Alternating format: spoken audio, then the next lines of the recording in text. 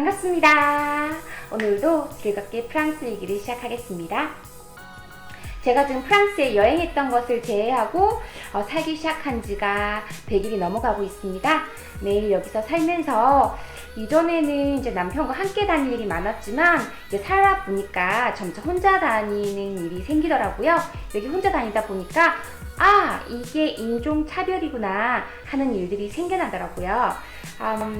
이전에 제가 이제 관공서 차별이라든지 이런 것들을 말씀드린 적이 있는데 오늘은 일상생활을 하면서 일어난 인종차별에 대해서 한번 말씀드릴게요. 근데 솔직히 이게 인종차별인지 아닌지 잘 모르겠어요.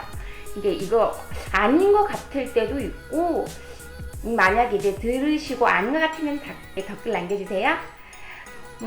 그런데 이제 제 개인적인 경험으로는 나이 드신 분들, 70대 이상이신 분들이 좀 특히 조금 차별을 하는 게 아닐까 하는 생각을 하게 됩니다.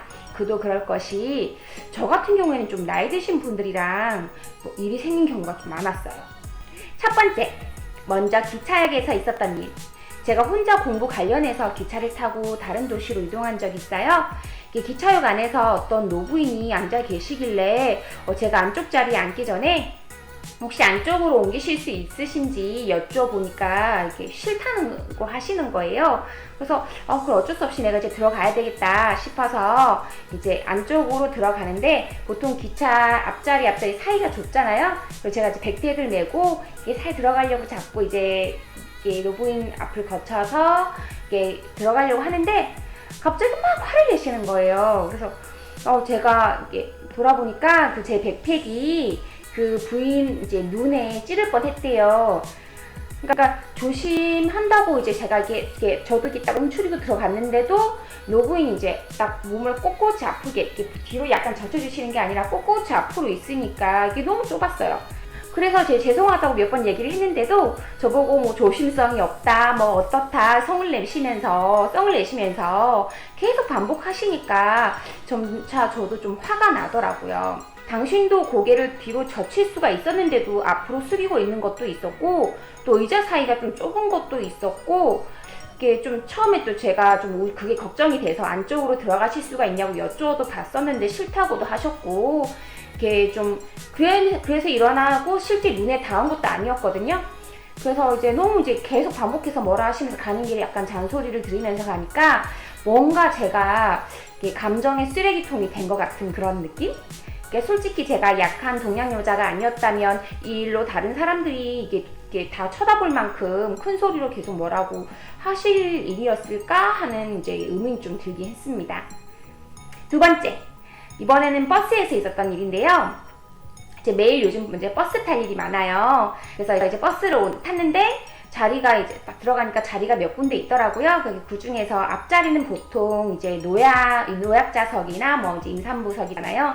근데 거기에 자리가 일단 있어서 이제 앉았습니다. 제 옆에 이제 뭐 흑인분도 있으셨고 프랑스 여자분도 이제 젊은 분인데 앉았어요. 그런데 이제 그 다음 정거장에서 한 나이 드신 노부인이 이제 또 타신 거예요. 이번에도 이제 여사님이셨어요. 오시더니 이제 저한테 딱 오시더니 여기 경로석인데 왜 앉아있느냐고 이제 일어나줬으면 좋겠다고 하시더라고요. 그래서 일단은 제가 이제 경로석에 앉았고 이게 경로석은 맞으니까 일어났어요. 이제 죄송하다고 하고 일어났는데, 일어나서 이제 곰곰이 되돌아보니까 제 앞에 있는 흑인분이나 프랑스 여자분도 똑같이 경로우대석에 앉았는데 굳이 저만 뭐라 하시니까 기분이 조금 묘하게 나쁘더라고요. 이건 인종차별일까요? 자, 세 번째. 이제 저희 막내가 초등학교에 다닐 때 제가 이제 항상 데려다 주는데요. 지금은 이제 여름방학이 시작되어서 데려다 주진 않지만 이전에 막내를 데려다 주고 혼자 걸어오는데 어떤 40대 남자가 이제 저를 막 뒤에 따라오면서 약간 호호 약간 이런 소리를 내더라고요. 무슨 의미인지 몰랐어요. 약간 호호 하면서 휘바람도 휙휙 내면서 저를 따라오더라고요. 본능적으로 너무 무서워서 뭐 거의 빨리 이제 걷다시피 뛰다시피 해서 큰 도로로 나왔는데 어느 순간 이제 도로로 나와서 돌아보니까 안 보이더라고요. 나중에 남편한테 이야기를 하니까 그거 큰일이라고 하면서 그게 길에서 좀 여자들한테 막 작업 걸고 막 쫓아오고 좀 해코지를 하려고 오는 걸 수도 있다. 그럴 때 내는 소리일 수 있다라고 하더라고요. 근데 그게 이제 뒤에 들었는데 그게 유독 동양 여자들에게 심하다는 이야기를 들었습니다. 왜냐하면 여기에서 아시아 여자들은 유독 약한 존재라고 생각하는 경향이 있다고 합니다. 이 부분도 나중에 한번 얘기를 해드릴게요. 여러 가지 관점들이 있어요. 근데 이제 그러고 나서 다행히 그 뒤에는 그런 일이 없었습니다. 네 번째, 제가 레스토랑에 갔을 때 일인데요. 애들이 목이 마르다고 해서 물을 달라고 했는데 저에게는 이제 4유로대, 즉 5,000원대에 살 수 있는 물을 자연스럽게 주시더라고요. 근데 이제 제가 막 좀 그때는 뭐라 했는데 자기가 또 뭐라 하길래 그냥 일단 어쩔 수 없이 받아왔어요.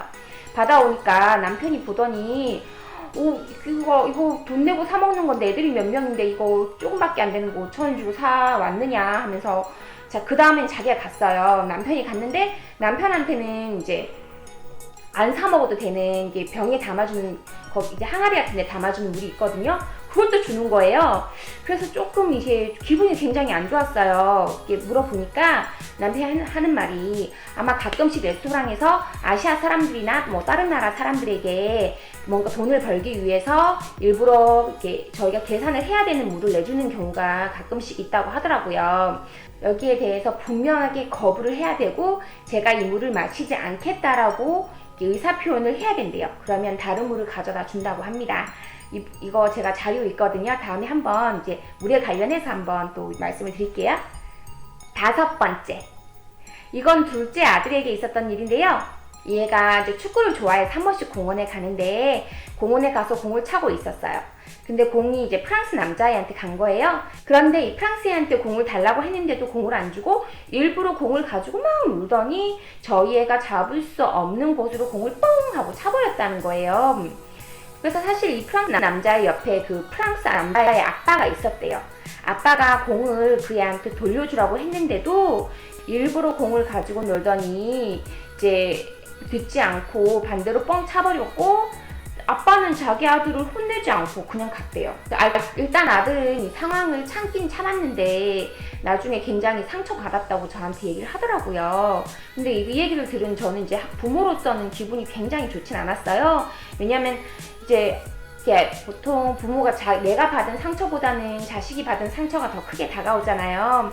그래서 아이에게 다음에는 너가 이거 아니야 라고 생각이 된다면 큰 소리를 아니라고 강하게 얘기를 해라, 크게 화를 내라 라고 이야기를 했습니다. 제가 겪었던 인종차별인지 아닌지 모를 애매한 상황의 예들을 말씀드렸고요. 당시에는 기분이 굉장히 나빴는데 사실은 우리가 살아가다 보면 한국에서도 여러 가지 일을 겪잖아요. 그런 삶의 연장으로 이해하려고 노력을 하고 있습니다. 사실 이런 사람들 외에도 정말 좋은 사람들도 여기 굉장히 많거든요. 예를 들어서 어제 이제 바닷가에 놀러 갔는데 이제 막 두 분이 막 배구를 하시는 거예요. 그런데 이제 저희 애들이 막 가가지고 같이 하고 싶다. 이렇게 뭐 애기들인데도 이렇게 어른 노는 배구에 그래 너희들도 같이 하자 하고 막 끼워주시고 같이 이제 스스럼 없이 놀고 이런 경우도 많고 좋은 분들도 많아요.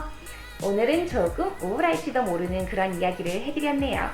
하지만 재미있는 일, 행복한 일도 많은 프랑스입니다. 모두 오늘 좋은 하루 되세요. 안녕. Like, subscribe.